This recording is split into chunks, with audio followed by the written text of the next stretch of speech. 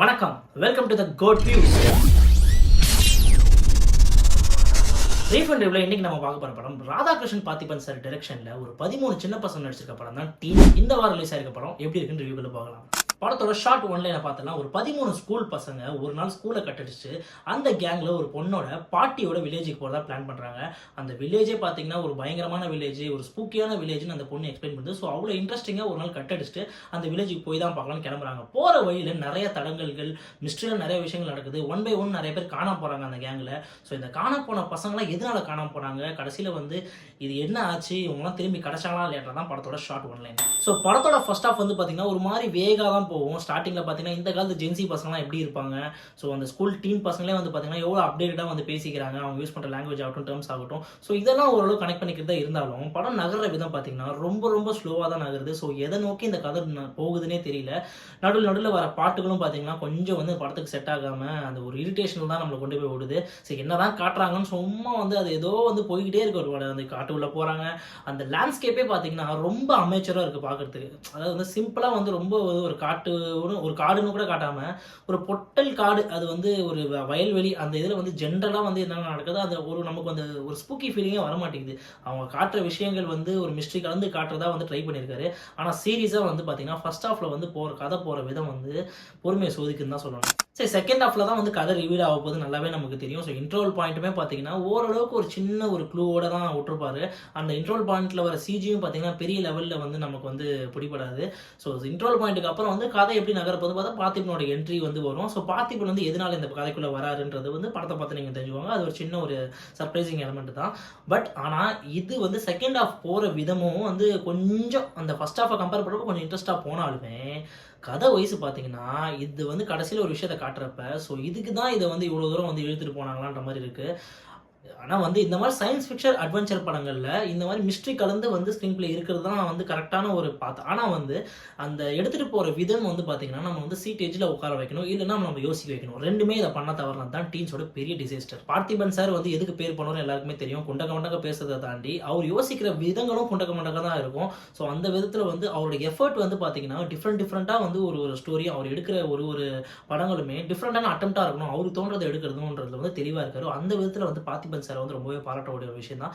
ஆனால் அவர் எடுக்கிற எஃபர்ட் வந்து என்டர்டைன்மெண்ட்டாக மாறும்போது அந்த மீடியமில் ரொம்பவே வந்து அவர் தெளிவான ஒரு விஷயத்தை வந்து புரிஞ்சுக்கணும் இதுக்கு மேலே நினைக்கிறேன். ஏன்னா வந்து அவர் நினைக்கிறத எடுக்கிறேன், நான் நினைக்கிறத தான் எடுப்பேன், அதை நீங்கள் புரிஞ்சுக்கணுன்றதை தவிர அவர் மைண்டில் வந்து பார்த்தீங்கன்னா இது என்டர்டைன்மெண்ட் வைஸில் வந்து எப்படி கொண்டு போகலாம் ஆடியன்ஸ்க்குன்றதை வந்து அவர் தவற விடுற ஒரு விதமும். பார்த்திபன் சார் வந்து இது ஏற்றுக்கிற மனப்பான்மையில எப்பயுமே இருந்தது கிடையாது. ஸோ அவர் ரைட் ஃப்ரம் வந்து அவர் எடுத்த படங்கள் ஒன்றுலையுமே வந்து விகடன் அவார்ட்ஸ்லையும் சரி எல்லாத்துலேயும் வந்து எனக்கு ஏன் அவார்டு கொடுக்கலன்ற அளவுக்கு ஒரு கோச்சிக்கிறாரு. ஆனால் வந்து ஒரு நல்ல படங்களை எப்பயுமே மக்கள் வந்து அங்கீகரிக்க தவறவே மாட்டாங்க. ஸோ விழாலையும் பார்த்தீங்கன்னா அந்த மாதிரி நல்ல படங்கள் அங்கீகரிக்கப்படாமல் இருந்ததே கிடையாது. அந்த விதத்தில் ஒத்த செருப்பு வந்து நிறைய இன்டர்நேஷனல் லெவலில் அக்ளைம் ஆச்சு.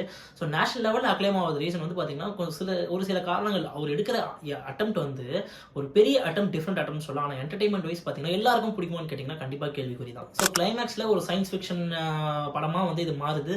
ஸோ அப்போ வந்து இது ஓரளவுக்கு வந்து சரி ஓகே அப்படின்னு அக்செப்ட் பண்ணிக்கிற அளவுக்கு இருந்தாலுமே ஃபர்ஸ்ட் ஆஃப் செகண்ட் ஆஃப் நகர்ற விதம் வந்து கொஞ்சம் கூட இன்ட்ரெஸ்டிங்காக இல்லாதது தான் வந்து இந்த படத்தோட வந்து ஒரு மேஜர் வந்து லாஸ்ன்னு சொல்லணும். அது இந்தியன் 2 வந்து பார்த்துட்டு நிறைய பேர் வந்து பார்த்திபன் படம் நல்லா இருக்கு, டீன்ஸ் நல்லா இருக்கு, அதே பார்த்துலாம் போடுறாங்க. நான் கண்டிப்பாக வந்து ஒரு விஷயம் சொல்கிறேன், இந்தியன் 2 வந்து நீங்கள் உட்காந்து பார்த்துடலாம், இந்த டீன்ஸை வந்து சத்தியமாக வந்து உட்கார முடியல. ஸோ படத்தோட பாசிட்டிவ் அண்ட் நெகட்டிவ்ஸ் டேரக்டாக போயிடலாம். ஃபர்ஸ்ட் பாசிட்டிவான விஷயம் வந்து அந்த 13 பசங்க போட்டிருக்க எஃபர்ட் வந்து பார்த்தீங்கன்னா உண்மையிலுமே பாராட்டத்தக்கது தான். ஏன்னா வந்து இந்த 13 பசங்கள்லையுமே வந்து யார் என்ன ஞாபகம் வச்சுக்கிறது ரொம்ப கஷ்டம். ஒரு படத்தை வந்து ஒரு 13 பேர் ஒரு பசங்களை காட்டுறாங்கன்னா அந்த 13 பேருக்கு ஒரு சின்ன இம்பார்ட்டன்ஸ் இருக்கிறது வந்து நம்ம ஸ்க்ரீனில் வந்து அந்த கேரக்டர்ஸ் நேம் வந்து ஞாபகம் வச்சுக்கிறதே ஒரு கஷ்டமான விஷயம் ஆகிடும் இந்த மாதிரி படங்களில். ஸோ அந்த விதத்தில் வந்து அந்த 13 பசங்களும் ஒரு போட்டிருக்க சின்ன எஃபர்ட், அவங்க போட்டிருக்க பெர்ஃபார்மன்ஸில் கொஞ்சம் வந்து நம்ம மனசில் நிற்கிறது வந்து ஒரு பாராட்டக்கூடிய விஷயம். ஸோ இதை தாண்டி இந்த படத்தில் பாசிட்டிவாக நான் நினைக்கிற அளவுக்கு எதுவுமே இல்லை. ஸோ நெகட்டிவ் சைட் பார்த்தீங்கன்னா நிறைய நெகட்டிவ்ஸ் இருக்குது. ஃபர்ஸ்ட் திங், இந்த மாதிரி படத்துக்கு வந்து பார்த்தீங்கன்னா டெக்னிக்கலி எவ்வளோ ஸ்ட்ராங்காக இருக்கணும் அப்படின்றது வந்து அதுவும் பார்த்திபன் சார் மாதிரி ஒரு டெக்னீஷியனு அவர் வந்து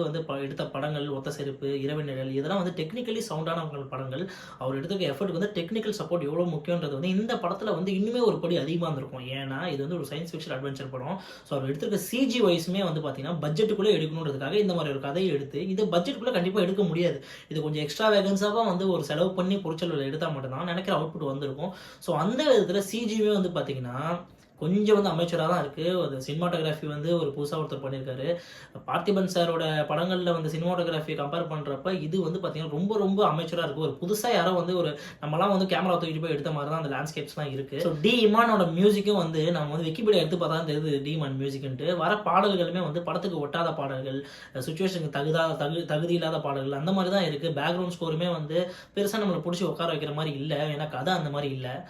இதெல்லாம் வந்து படத்தோட நிறைய நெகட்டிவ்ஸ் பாயிண்ட்ஸ் தான் நிறைய இருக்குது. ஸோ இந்த படத்தை வந்து ஓவராலாக வந்து ஒன் டைமில் வாட்சபிளாக பார்க்கலாமான்னு நினச்சிங்கன்னா அதுவுமே நீங்கள் தேட்டர் போய் பார்க்குறது வேஸ்ட்டு. ஓடிடியில் வெயிட் பண்ணி தாராளமாக பார்க்கலாம். ஸோ இந்த படத்துக்கு நம்ம கோட் ரீஃபண்ட் ரிவ்யூ ரேட்டிங் தர முடியாது. ஏன்னா இந்த படம் பர்சனலாக எனக்கு பிடிக்கல.